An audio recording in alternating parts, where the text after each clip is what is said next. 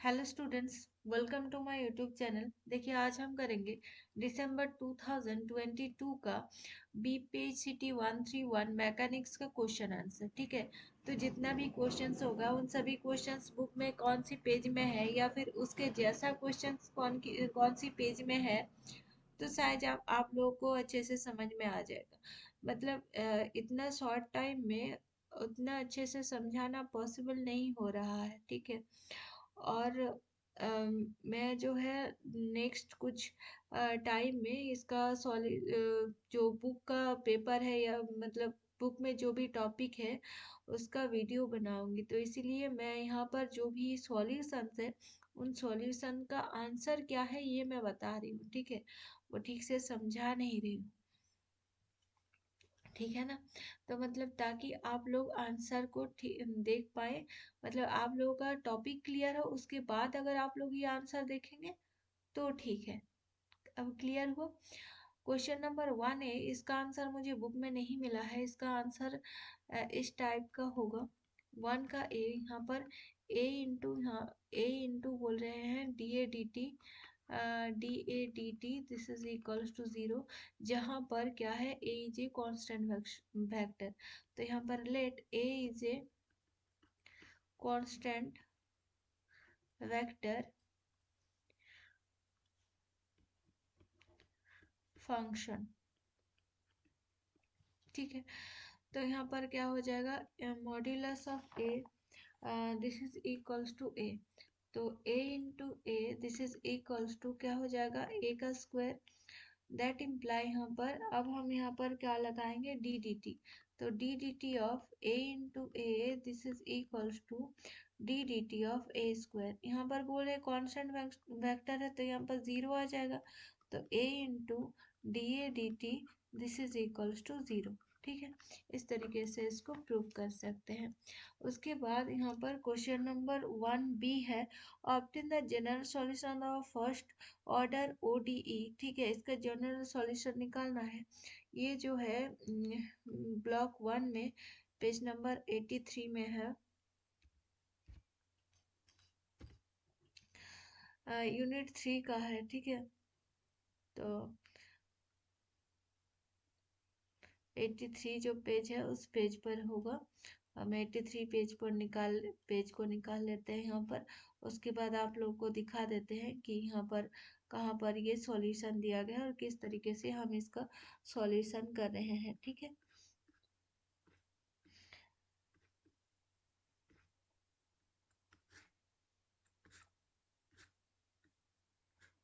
जी देखिए यहाँ पर 1 का ए जो है, obtain general solution D N T D T. ठीक है, एन टी के जगह पर हमारे पास जी टी है और एफ टी जहाँ यहाँ पर सी टी है, सी के जगह पर एफ है। तो इसका जो सॉल्यूशन है टर्मिनल क्वेश्चन यूनिट 3 का टर्मिनल क्वेश्चन 1 का ए जो है, ठीक है, उस क्वेश्चन के जैसे हम करेंगे। तो इसका सॉल्यूशन क्या आ जाएगा, इसका सॉल्यूशन बुक में आप लोग देख सकते हैं, D G of T divided by D T this is equals to F T. तो this is a first order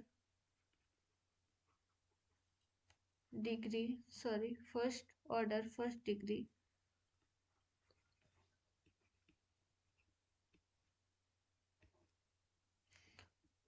ordinary differential equation that is separable। मतलब डी फंक्शन इस साइड में रहेगा, डी टी इस साइड में जाएगा। ठीक है, तो D of G T this is equals to F of T D T. Integrate करेंगे, integration D G of T this is equals to integration F T D T.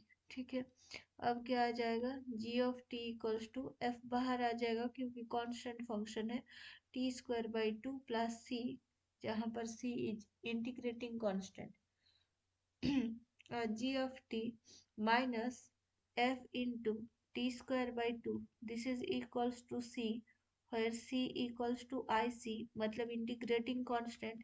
ये हो रहा है इसका जनरल सॉल्यूशन। ठीक है, उसके बाद नेक्स्ट क्वेश्चन देखेंगे, question number C, what are inertial and non-inertial frames of reference। तो ये क्वेश्चन जो है यूनिट 5 का पेज 14 पर है, ठीक है।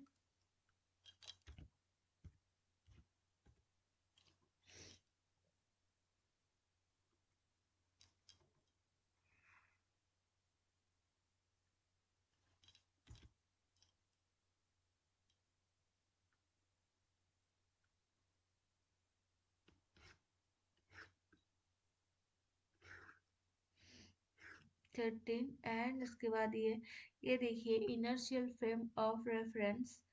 एंड तो यहाँ पर N inertial frame of reference is one of which Newton's first law holds, thus a frame of reference at rest or moving with the constant velocity in an inertial frame of reference। ठीक है, ये हो गया। उसके बाद क्या दिया गया है, non inertial frame of reference क्या है। तो non inertial frame of reference यहाँ पर दिया गया है। ये भी सेम उसी तरीके का होगा। For inertial frame of reference, non inertial frame of reference, यहाँ पर ये जो दिया गया है इसे इसे ही करना होगा, ठीक है।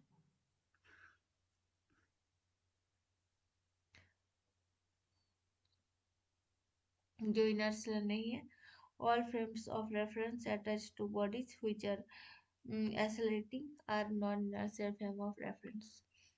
तो ये है जो एफएम इज ये FM is accelerated motion relative to an inertial frame is not an inertial frame, it is a non-inertial frame। जो inertial frame नहीं है उसको हम non-inertial frame बोलेंगे।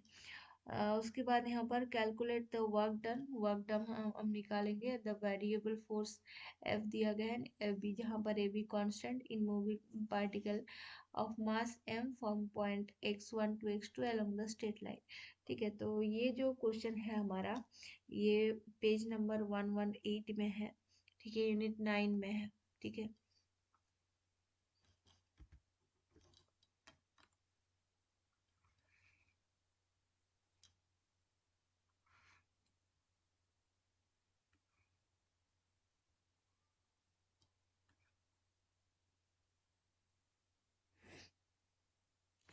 पेज नंबर 118 में इसके ये क्वेश्चन दिया गया, सेम यही क्वेश्चन दिया गया। क्वेश्चन नंबर 5 वन डायमेंशनल, यहाँ पर एफ दिया गया है कि minus A X minus B x का स्क्वायर, सेम वही है। एफ दिया गया है एंड x1 टू x2 दिया गया है। हमें work done by spring force, work done by spring force, variable force ही यहाँ पर सॉल्यूशन में दिया गया है। आप लोग देख सकते हैं यहाँ पर टर्मिनल क्वेश्चन 5 जो है इसको हमें देखना होगा, ठीक है। टर्मिनल क्वेश्चन 5 का जो आंसर है इसी का वही आंसर है। और यहाँ पर देख सकते हैं कि work done by variable force, तो integration x1 to x2 minus A X minus B X square D X हो जाएगा। तो माइनस a/2 यहाँ पर क्या कर सकते हैं, इंटीग्रेशन x1 टू x2 दिया गया है। अब हम इसको इंटीग्रेट करेंगे और यहाँ पर वैल्यू पुट करेंगे। तो minus A X square by two x1 to x2 and फिर minus B X cube by 3 यहाँ पर x1 टू x2। तो क्या आ जाएगा यहाँ पर minus a/2 x2 square minus x1 square and फिर माइनस b/3 कॉमन आ जाएगा x2 cube minus x1 cube, ठीक है। तो इस तरीके से यहाँ पर और एक लाइन होता था, यहाँ पर नहीं लिखा गया है। आप लोग कर सकते हैं यहाँ पर इंटीग्रेशन करके। उसके बाद ए मेरी go round make 3 complete revolution every 9 minute, what is it's angular speed. ठीक है, एंगुलर स्पीड है यूनिट 11 में, ठीक है। टर्मिनल क्वेश्चन नंबर 2 के जैसा है, तो ब्लॉक 3 में यूनिट 11 में है।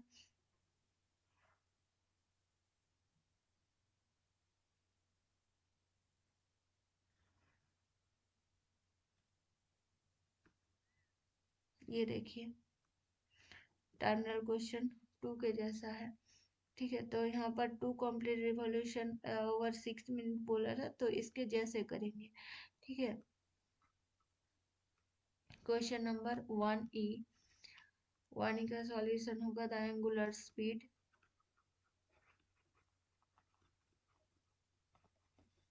is w equals to del theta by dt. This is equals to 3 into 2 pi by 9 into 60 radian per second. This is equals to pi by 90 radian per second. ठीक है। उसके बाद यहाँ पर क्वेश्चन नंबर एफ क्या है, state Kepler's law of equal area of planetary motion. Planetary motion में यहाँ पर कैपलर्स लॉ करना है, यूनिट 15 में है, ब्लॉक 3 में है और पेज नंबर 86 है इसका, 86।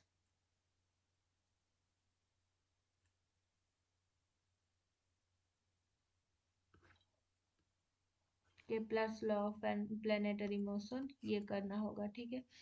जॉन केपलर ने यहाँ पर एक्सप्लेन किया था motion motion of planet round of sun. तो path of the planet about the sun are elliptical shape with the center of sun located at one of its foci, एक focus में है। an imaginary line draw from the center of the sun on the center of the planet will sweep out equal areas in equal intervals of time. And number 3 क्या है, the ratio of square of the period of any two planet is equal to the ratio of the cube of the average distance of the sun. तो ये यहाँ पर इससे question आते हैं, है ना। तो ये तीनों लिखना होगा यहाँ पर। उसके बाद question number G, write the differential equation describing the SHM। ठीक है, simple harmonic motion of mass m attach to the spring of force constant k। Simple harmonic motion है यूनिट 16, पेज नंबर 14 में है, ब्लॉक 4 का।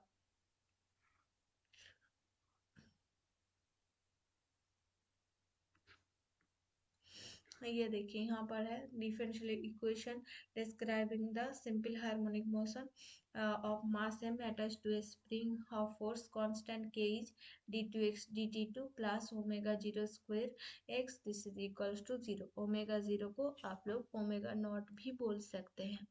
उसके बाद यहाँ पर क्वेश्चन एच है, depict graphically the time variation of displacement of A critically damped system. ठीक है, तो यहाँ इस क्वेश्चन का आंसर भी है, इस क्वेश्चन का आंसर है पेज नंबर 77 ब्लॉक 4 और यूनिट 18 में है। ठीक है, तो पेज नंबर 77 में जाएंगे।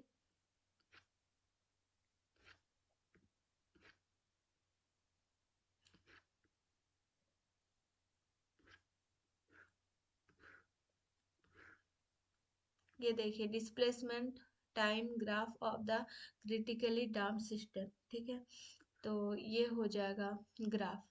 तो ये याद करना है फिगर नंबर 18.3 यूनिट 18 का। उसके बाद ये क्वेश्चन नंबर 1 खत्म हुआ। क्वेश्चन नंबर 2 क्या है, question number 2 A, determine the projection of A plus 2b on A where A and B दिया गया है। ठीक है, तो इसके जैसा क्वेश्चन दिया गया है बुक में, यूनिट 2 में है। ठीक है, ब्लॉक 1 का यूनिट 2 में टर्मिनल क्वेश्चन 3। ठीक है, टर्मिनल क्वेश्चन 1 2 एंड यहाँ पर 3। अच्छा सॉरी, यहाँ पर ब्लॉक 3 में दिया गया है, ब्लॉक 2 देखेंगे हम।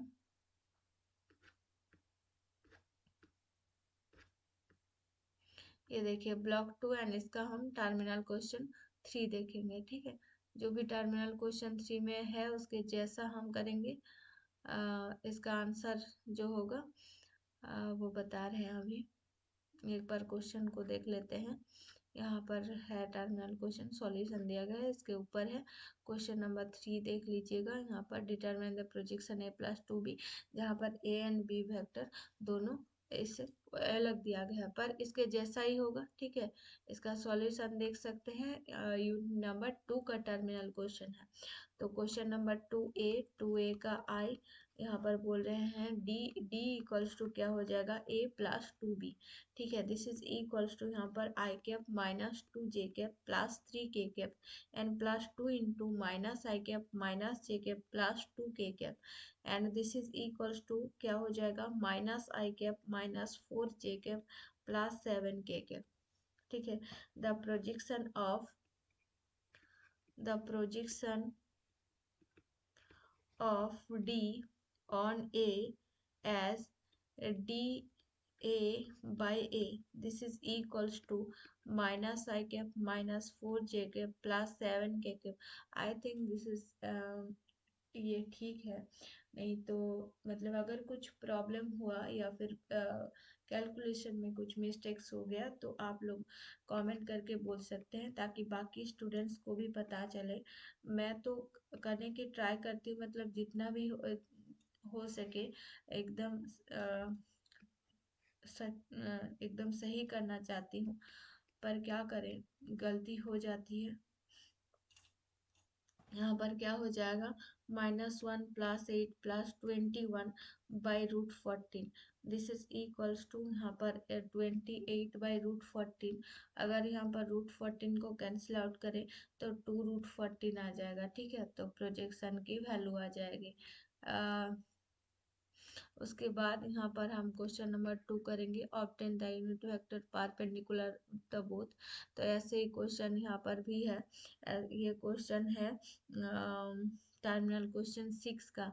फाइंड टू वेक्टर, दो वेक्टर निकालने के लिए बोले हैं, हम एक ही वेक्टर निकालेंगे तो इसके जैसा ही होगा टर्मिनल क्वेश्चन 6 के जैसा। ठीक है, तो क्वेश्चन नंबर यहाँ पर 2, A equals to 5 I cap plus 3 J cap and B equals to minus I cap minus J cap plus 2 K cap. ठीक है, तो यहाँ पर R इक्वल्स टू क्या हो जाएगा A cross B, because R is perpendicular to A and B. तो यहाँ पर R इक्वल्स टू यहाँ पर A cross B, this is equals to क्या हो जाएगा आई कैप जे कैप क्या कैप, क्रॉस की वैल्यू निकालेंगे तो 5 3 0 -1 -1 2। ठीक है, तो आई कैप इंटू ये वैल्यू आ जाएगा 6 I cap plus 10 J cap minus 2 K cap. ठीक है, द यूनिट वेक्टर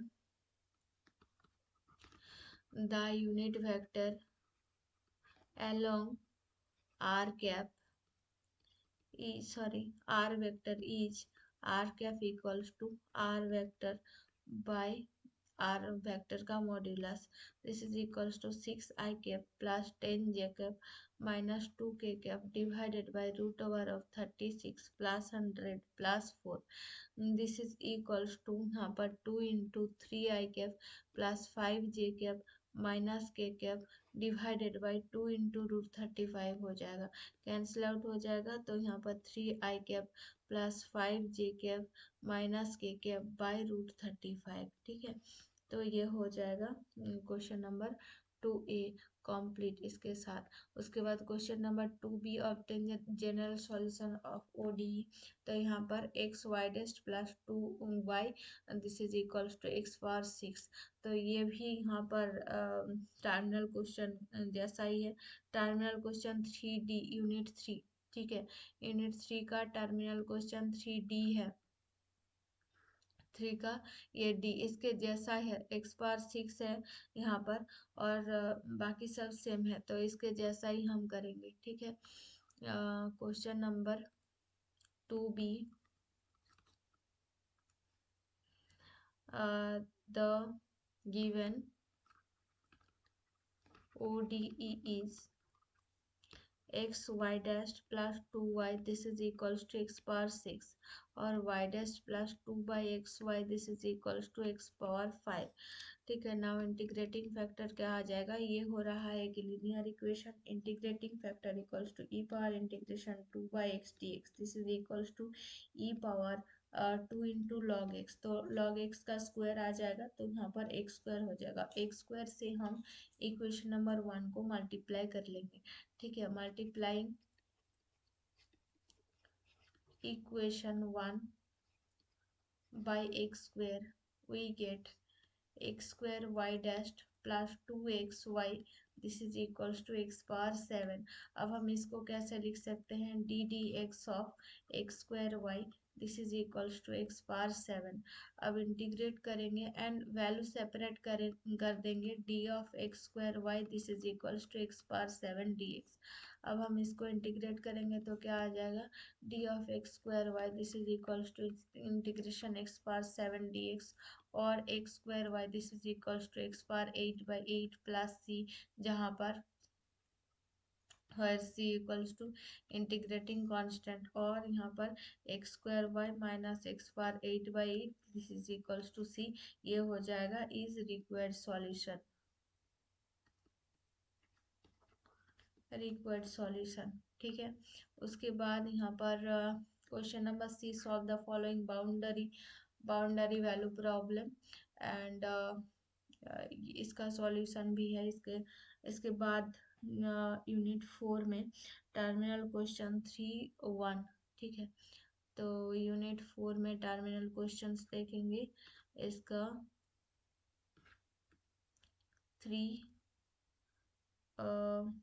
3-1 इसके जैसा करेंगे। ठीक है, तो यहाँ पर 9 Y double dash plus Y equals to 0, y 0 equals to 4, y of pi equals to -1, ऐसे वैल्यूज गिवन है, तो इसके जैसा करेंगे हम। ठीक है, इन सभी का भी आंसर्स आप लोग देख सकते हैं।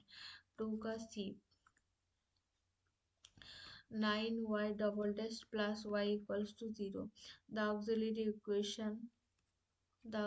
equation is 9m square plus 1 equals to 0, और m square equals to -1/9, और m equals to ±1/3i।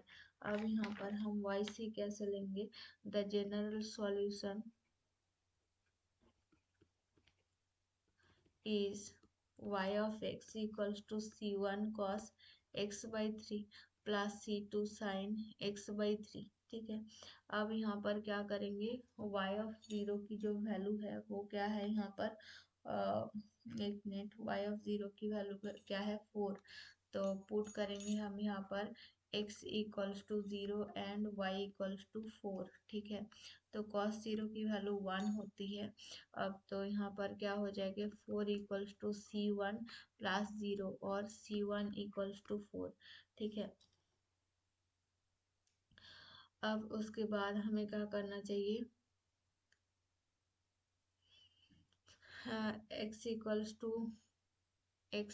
To हम पाई पुट करेंगे, तो पुट करेंगे x equals to pi and y equals to यहाँ पर -1 हो जाएगा, तो -1 this is equals to c1 cos π/3 plus c2 sin π/3। ठीक है, अब यहाँ पर -1 this is equals to cos π/3 की वैल्यू क्या है 1/2, तो c1 की वैल्यू क्या है 4 इंटू यहाँ पर क्या आ जाएगा 1/2 एंड प्लस c2 इंटू √3/2, तो यहाँ पर 2 आ जाएगा, तो √3/2 into c2 this is equals to, ये क्या आ रहा है 2 आ रहा है, -1 -2 आ जाएगा, तो c2 equals to -3 into 2/√3 this is equals to यहाँ पर -2√3। ठीक है, अब ये वैल्यू पुट करके हम यहाँ पर y जो सॉल्यूशन है, द पर्टिकुलर